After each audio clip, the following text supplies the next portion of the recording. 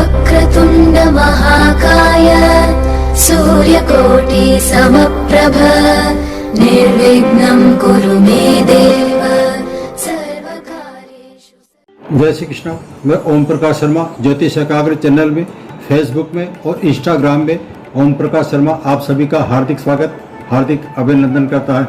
आज का जो विषय है वो चंद्र कुंडली के बारे में है। अधिकतर ज्योतिषी जन्म पत्रिका देखते हैं तो वो लग्न कुंडली पर विशेष ध्यान देते हैं और चंद्र कुंडली को नज़रअंदाज कर देते हैं। ऐसे में सटीक जो सूक्ष्म जानकारी मिलनी चाहिए वो नहीं मिल पाती है, इसलिए चंद्र कुंडली का विशेष महत्व भी है। चंद्र कुंडली क्यों देखी जाती है इसके बारे में चर्चा करूंगा। अधिक विलंब न करते हुए आज चंद्रमा के बारे में कुछ विशेष बातें बताने जा रहा हूं। चंद्रमा सभी जानते हैं मन का कारक ग्रह कहलाता है, साथ ही यह दृष्टिकोण और भावनाओं का भी कारक माना गया है। अधिकतर ज्योतिषी लोग चंद्र कुंडली को महत्व नहीं देते हैं और चंद्र कुंडली को नज़रअंदाज कर देते हैं, ऐसा अक्सर देखा गया है। जबकि पुराने जो ज्योतिषी थे, हमारे जो ऋषि मुनि थे और बाद की जो संतानें हमारे जितने पुराने ज्योतिषी थे वो कुंडली के जन्म कुंडली जब देखते थे चंद्र कुंडली का निर्माण करते थे और चंद्र कुंडली पर विशेष ध्यान देते थे। इसका भी बहुत महत्वपूर्ण स्थान है। चंद्र कुंडली से यदि हम चंद्र कुंडली से महादशा देखते हैं, अंतरदशा देखते हैं और चंद्रमा के नक्षत्र के आधार पर महादशा, जब जातक या जातिका जब जन्म लेता है तो उस समय जो नक्षत्र होता है उस नक्षत्र का जो स्वामी होता है उसके अनुसार उसकी महादशा ज्ञात की जाती है। दैनिक भविष्यफल हो या फिर मासिक या पाक्षिक, सभी में चंद्रमा के गोचर का विशेष महत्व है। वैसे हम सभी जानते हैं कि चंद्रमा 2.5 दिन में एक राशि पर विचरण करता है, तो ये गोचर का बहुत महत्व है। अब मैं कुछ महत्वपूर्ण बिंदु बताने जा रहा हूँ कि ये चंद्र कुंडली हमारे देखने के लिए क्यों आवश्यक है और इसका क्या महत्व है। सर्वप्रथम हम चर्चा करने जा रहे हैं चंद्र कुंडली से हम योग और राजयोग जैसे जितने योग होते हैं कुंडली में, विशेष खराब योग हो या अच्छे योग हो, वो जन्म कुंडली में चंद्र कुंडली से भी देखते हैं। वैसे तो लग्न कुंडली से जो योग बनते हैं उसका फल मिलता है या नहीं मिलता है ये अलग बात है, लेकिन चंद्र कुंडली के अनुसार जिन योगों का हम विश्लेषण करते हैं वो पूरी तरह से सटीक माना गया है।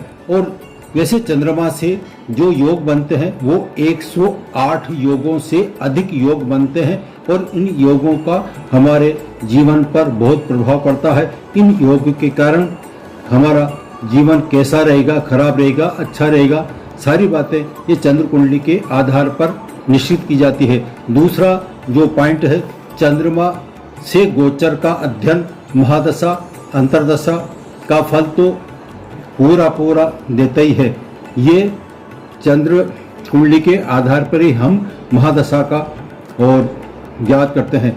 जैसे चंद्रमा से जिसकी राशि चंद्रमा है तो इसकी महादशा अंतरदशा तो ज्ञात होती है, साथ ही शनि की जो 7.5 देखी जाती है या ढैया देखी जाती है वो भी चंद्रमा से ही देखी जाती है। चंद्रमा जिस राशि में स्थित होगा उसी के आधार पर शनि की ढैया 7.5 आदि का ज्ञान भी इस चंद्र कुंडली के आधार पर ही किया जा सकता है, इसके बिना ज्ञान अधूरा रहता है। और नंबर 3 आता है चंद्रमा से बनने वाले योगों में। चंद्रमा से कौन कौन से खास योग बनते हैं। एक तो चंद्रमा के आगे कोई ग्रह हो या चंद्रमा के पीछे, यानी कि चंद्रमा से दूसरे स्थान पे या चंद्रमा से 12वें स्थान पे, इन दोनों में यदि कोई ग्रह हो तो ऐसे में सुनफा और अनफा योग का निर्माण होता है।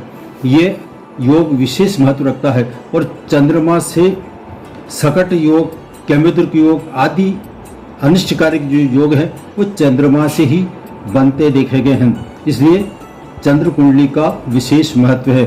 चंद्रमा से तीसरा, छठा, 10वां और 11वां, इन जितने मैंने बताया है ये उपचय भाव है, और इनमें शुभ ग्रह जितने होंगे उतना ही उसका जीवन सुंदर और सरल, धन, जैसे कि तृतीय भाव वासु नाम योग बनाता है। ये उदाहरण बताया मैंने आपको।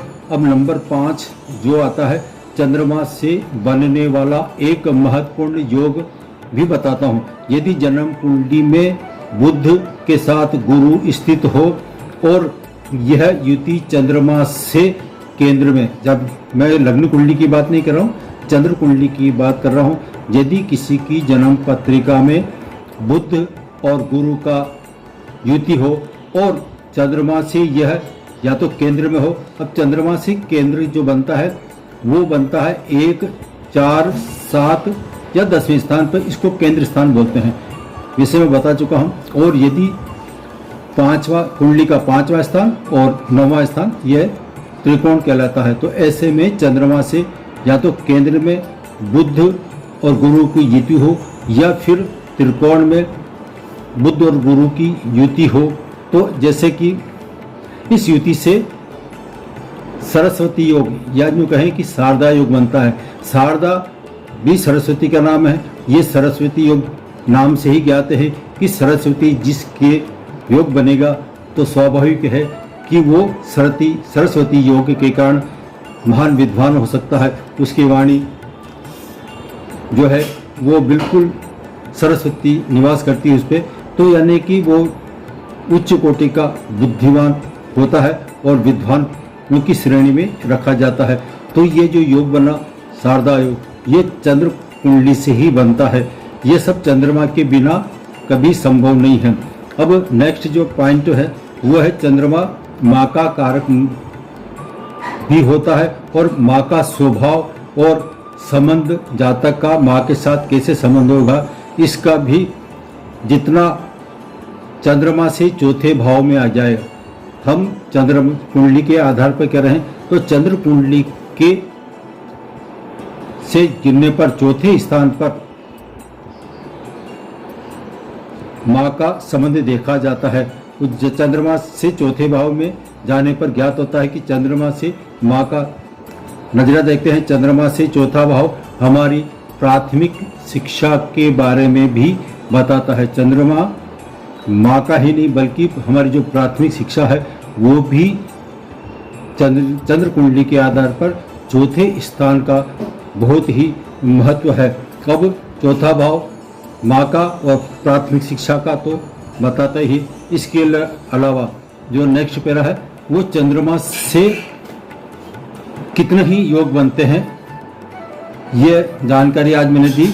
आज इतना ही, फिर मिलेंगे नए सब्जेक्ट और नए विषय के साथ। आज इतना ही, मैं अपनी वाणी को विश्राम देता हूँ। यदि आप अपनी जन्म पत्रिका बताना चाहते हैं तो हमारे जो निर्धारित शुल्क है उस शुल्क को अदा करने पर हम आपका कुंडली का विश्लेषण करते हैं।